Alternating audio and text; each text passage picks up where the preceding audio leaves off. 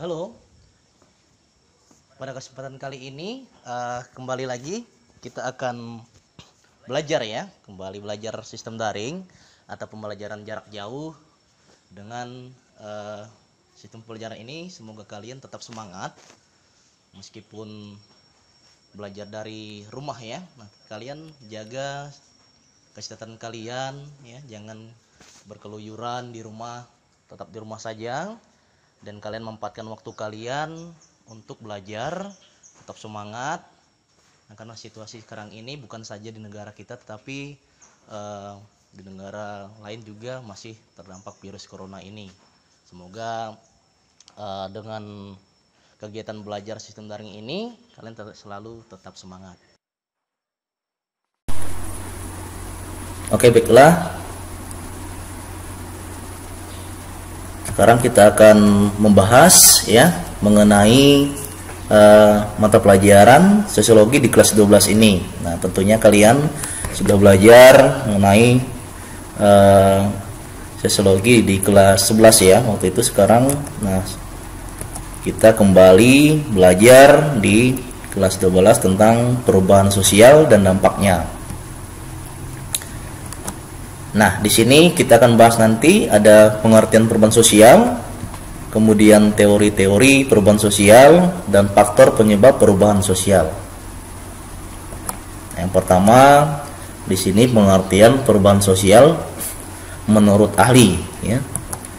Yang pertama adalah William F. Cockburn.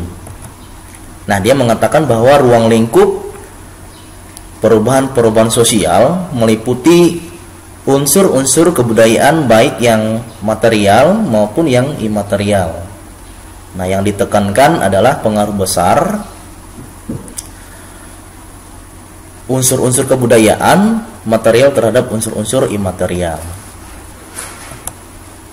Kemudian hal yang kedua yaitu adalah Kingsley Davis ya. Dia mengatakan bahwa perubahan-perubahan yang terjadi dalam struktur dan fungsi masyarakat. Nah, selanjutnya ada McDiper ya. Nah, dia mengatakan perubahan-perubahan sosial merupakan sebagai perubahan-perubahan dalam hubungan sosial. Nah, atau sebagai perubahan terhadap keseimbangan ya, hubungan sosial. Kemudian J.L. Gilin dan J.P. Gilin ya. Nah, dia mengatakan perubahan-perubahan sosial sebagai suatu variasi dari cara-cara hidup yang telah diterima, baik karena perubahan-perubahan kondisi geografis, kebudayaan material, komposisi penduduk, kemudian ideologi, maupun karena adanya difusi ataupun penemuan-penemuan baru dalam masyarakat.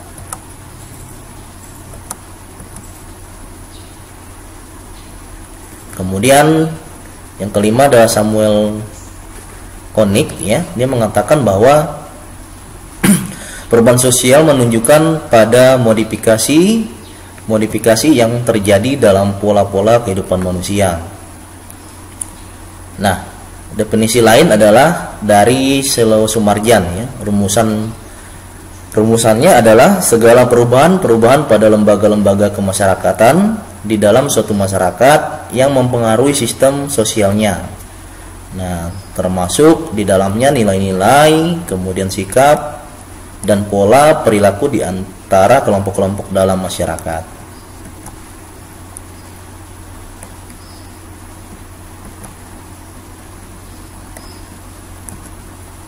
Nah, ini tadi ya, menurut Profesor Selo Sumarjan, perubahan yang terjadi pada lembaga kemasyarakatan di dalam suatu masyarakat yang mempengaruhi sistem sosialnya. Nah, kemudian kita lanjutkan teori-teori perubahan sosial ya. Nah, ada teori siklus, kemudian ada teori perkembangan atau teori linear, kemudian ada perubahan sosial menurut teori sosial klasik. Nah, kita bahas yang pertama di sini teori siklus ya. Nah, yang Yang pertama ada Oswald Spengler ya, dia mengatakan bahwa pertumbuhan manusia itu identik dengan masa kanak-kanak yang dialami manusia dan memperoleh pendidikan dari anggota keluarganya.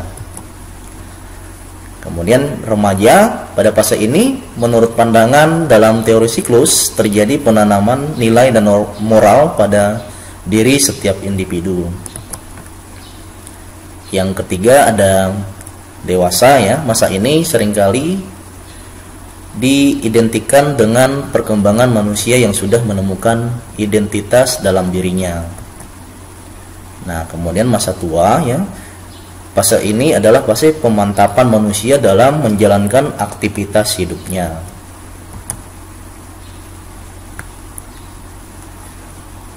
Nah, kemudian teori perkembangan atau teori linear ya. Nah, menurut teori ini, perubahan sosial bersifat linear atau berkembang menuju ke suatu titik tujuan tertentu. Nah, teori linear dapat dibagi menjadi dua. Yang pertama itu adalah teori evolusi, dan yang kedua adalah teori revolusi.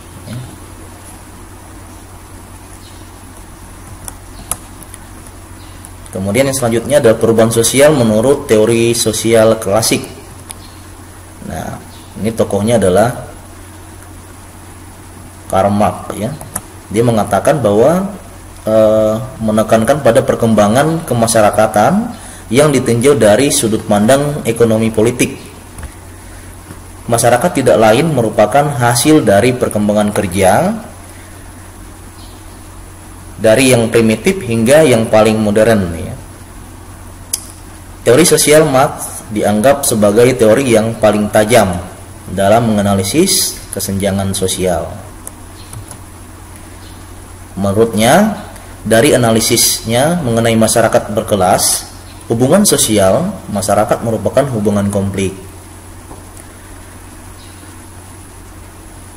Teori sosial Marx dapat digolongkan sebagai teori konflik karena teori ini melekat di masyarakat berupa konflik kepentingan yang tidak terhindari antara kelas dominan dengan kelas subordinat. Nah, selanjutnya teori sosial klasik menurut Max Weber ya. Nah, Weber menyatakan bahwa masyarakat terbentuk dari tindakan sosial atau bisa juga disebut sebagai tindakan komunikasi. Terbentuknya masyarakat ini berlangsung dalam jangka waktu yang sangat panjang melalui komunikasi dan kesepakatan bersama. Kemudian dia juga berasumsi bahwa perilaku atau tindakan kita merupakan respon dari tindakan orang lain terhadap diri kita. Inilah yang kemudian disebut sebagai tindakan sosial. Adanya sebuah interaksi yang dilakukan secara terus-menerus oleh individu sehingga dapat menciptakan kelompok masyarakat, kemudian institusi, hukum, dan norma. Nah, kemudian teori tindakan sosial dari Weber ini kemudian dikembangkan oleh Jürgen ya. Nah, menjadi teori tindakan komunikatif. Komunikasi merupakan kemampuan alamiah manusia yang akan membentuk dan mendorong terjadinya interaksi dalam masyarakat. Dengan kemampuan ini, upaya-upaya untuk meningkatkan hubungan sosial dan mencegah konflik menurut Habermas dapat dilakukan. Tentu hal ini dilakukan dengan jalan deliberatif.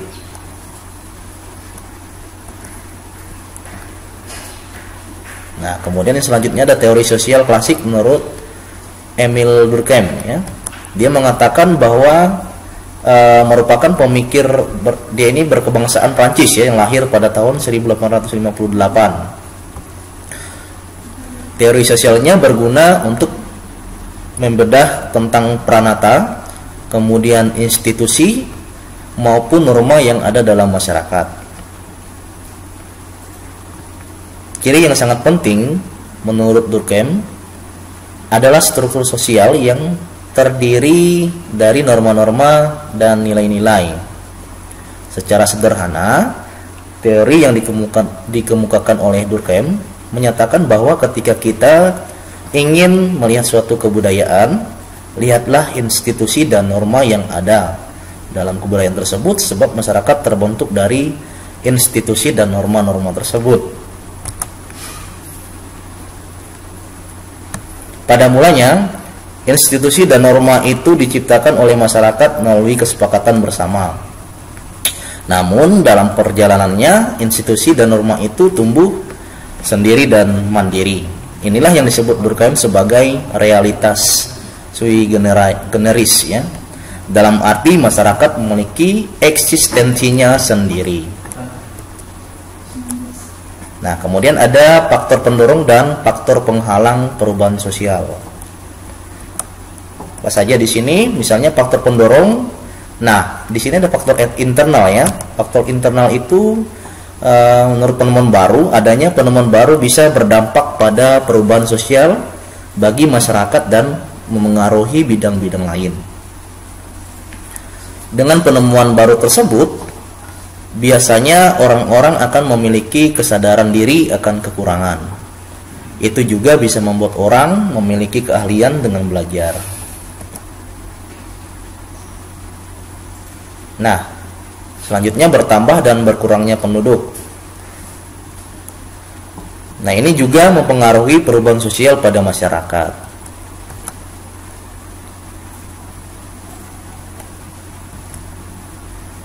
Kemudian ada konflik dalam masyarakat, bisa juga menjadi penyebab perubahan sosial, ya. Adanya revolusi, munculnya perubahan sosial juga disebabkan adanya revolusi atau pemberontakan di masyarakat. Adanya itu akan menimbulkan kekuatan-kekuatan di masyarakat. Nah, kemudian kita lihat faktor eksternal, ya. Lingkungan fisik juga menjadi dampak, ya, pada perubahan sosial, di mana saat terjadi bencana alam dan masyarakat harus mengungsi dari asal menuju tempat baru. Dalam tempat baru tersebut, maka akan melakukan adaptasi dengan lingkungan. Adaptasi tersebut akan berdampak pada perubahan sosial. Nah, kemudian peperangan. Terjadinya peperangan akan berdampak terjadinya perubahan sosial pada lembaga kemasyarakatan, ya. Negara yang menang biasanya akan memaksa negara yang kalah dan masyarakatnya untuk mengikuti kebudayaannya untuk menggantikan kebudayaan sebelumnya. Kemudian pengaruh kebudayaan lain kebudayaan lain akan masuk dan mengaruhi perubahan sosial dengan adanya perkembangan zaman atau globalisasi. Nah, di sini ada faktor penghambat terjadinya perubahan sosial. Pertama, kurangnya hubungan dengan masyarakat lain. Kemudian perkembangan ilmu pengetahuan yang lambat, ya. Kemudian sikap masyarakat yang masih mengagungkan tradisi masa lampau. Kemudian adanya kepentingan yang sudah tertanam kuat atau vested interest, ya. Nah, kemudian ada rasa takut akan terjadinya kegoyahan pada integrasi kebudayaan. Selanjutnya ada prasangka terhadap hal baru, kemudian hambatan-hambatan yang bersifat ideologis, adat atau kebiasaan, dan nilai pasrah. Nah, ini adalah faktor-faktor penghambat dari terjadinya perubahan sosial. Oke, nah jadi itu, ya. Kiranya materi yang sudah kalian lihat tadi dan kalian pelajari, ya, semoga bisa kalian pahami, kalian mengerti, dan juga nanti jangan lupa kalian cari referensi yang lain terkait dengan pembelajaran kita hari ini. Terima kasih, Tuhan Yesus memberkati.